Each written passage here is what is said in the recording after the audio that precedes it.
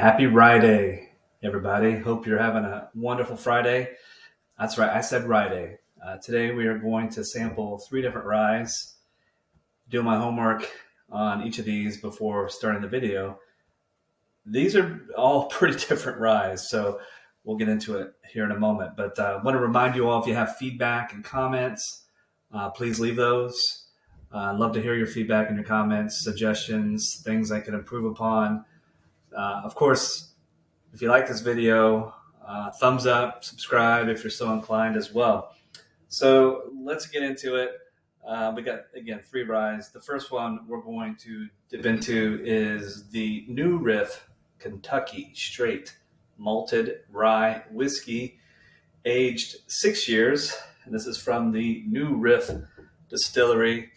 Price on this one is about $70, give or take. Proof is 100 proof, and the mash bill on this one is pretty simple. It's 100% malted rye. So let's give it a little bit of taste. A healthy pour here. Don't worry if I don't drink it all, which there's a chance I might. It is Rye Day, by the way. If not, I'll put it in my infinity bottle. Basically, as I do these samplings, anything that I don't finish, I incorporate into an infinity bottle. So one day that bottle is going to be full, and it's going to be a blend of all sorts of different whiskeys. So it should be interesting when it's done.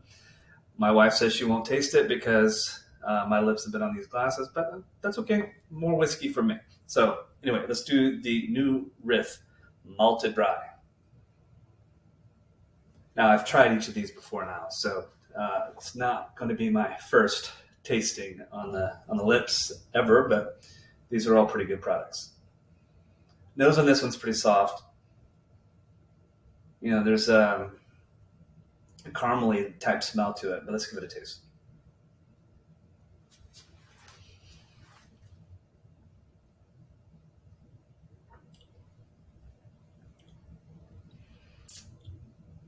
There is a burn, there's an ethanol on the front end.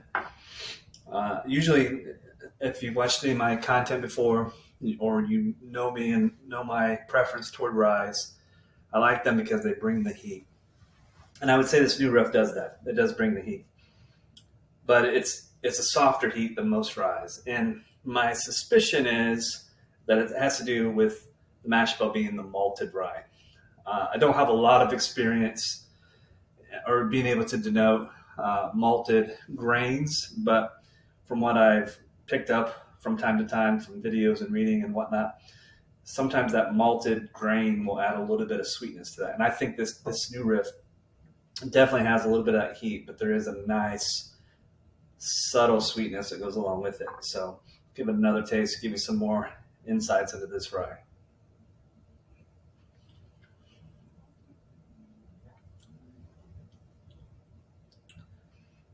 Yeah, it's soft. I mean, as far as ryes are concerned, I think it's a softer heat, if that makes any sense.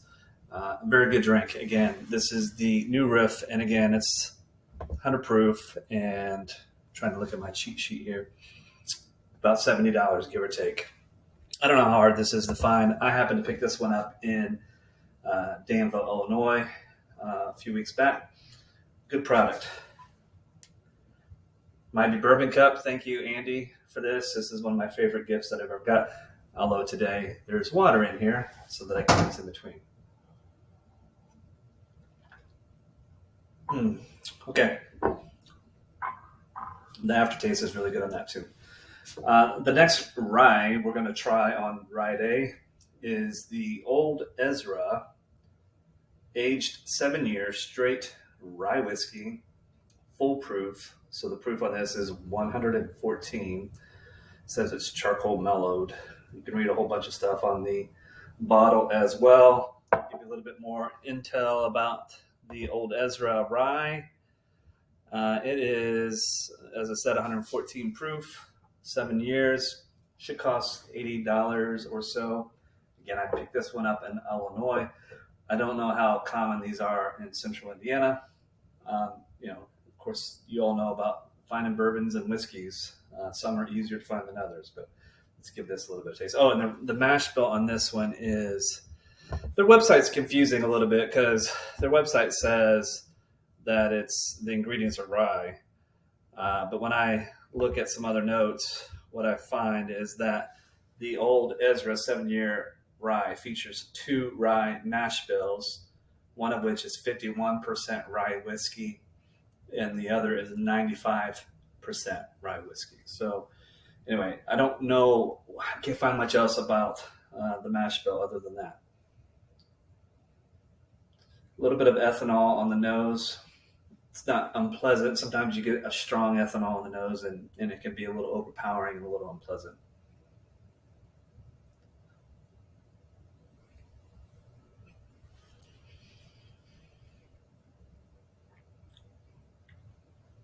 It's got on the front end, it's an oaky taste. Again, there's that heat. I don't know why I wore a beanie today because my head is going to be sweating here after sipping on a few of these ryes. Yeah, I think oak is a predominant flavor in this one. Look, there's got to be corn in that mash bill because I'm picking up some corn notes as well. I do feel the rye, a little bit of that sweetness and some of that, a lot of heat, a lot more heat than this new Riff.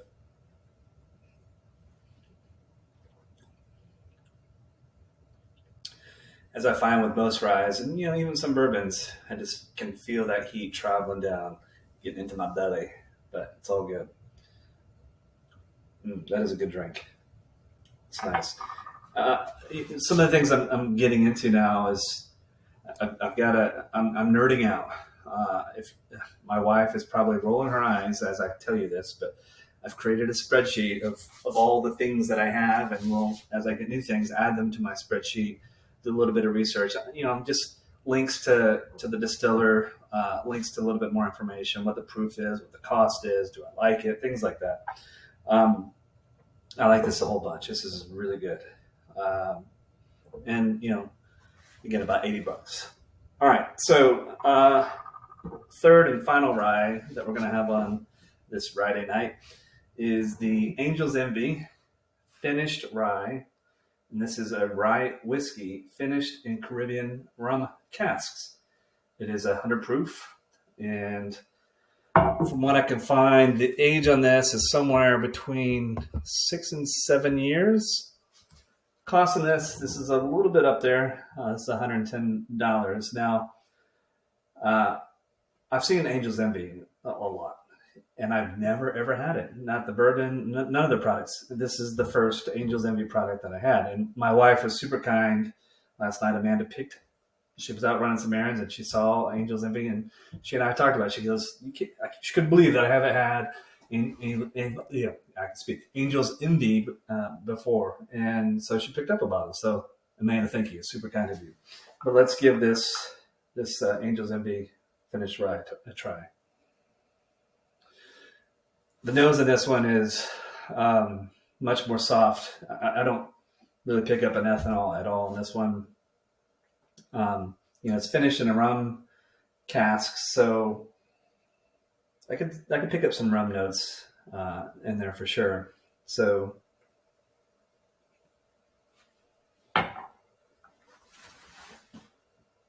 whoa. So strange. I mean, this is the case though. I mean, 3 very, very, very different ryes. There's a rum taste for sure. I can pick up the rum. It's more on the back end. On the front end, it's kind of it was a little overpowering. You saw my reaction a minute ago.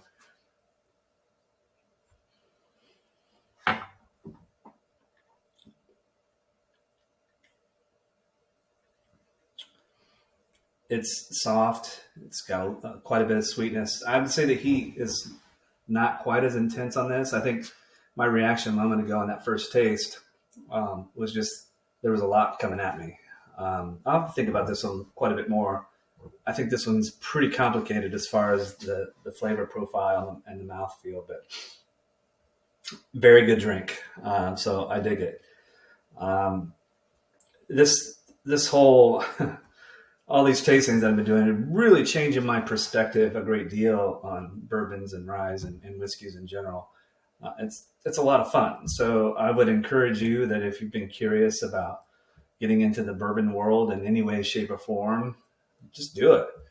I'm on a couple of Facebook forums. A common question I see from time to time is somebody will say, "Oh, I'm new to bourbon, or I'm new to whiskey. Where should I start?" Man, there's so many different flavors for all sorts of different palates. You know, it really depends. But the only way to find out what you like and what you don't like is to start buying some stuff.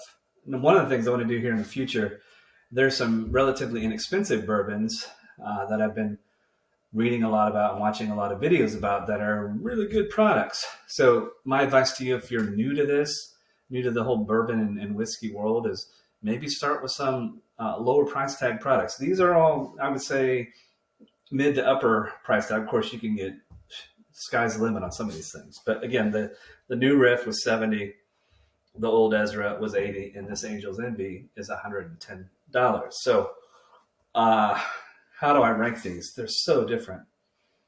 I think from a complexity perspective, this Angel's Envy is something that is the most complex of the three of these. I don't feel like this is something that I would sip on for a rye day night or even a Saturday night. Might have a couple pours or two, but I would probably save some of this and just, every now and then. The old Ezra, that's a good rye. I think I could see myself sipping on this, throughout a Friday night for sure. And then this new Riff, it's so smooth to me. I think, this is, if you're interested in getting into a rye, this would be one that I would recommend. Would I buy each of these again?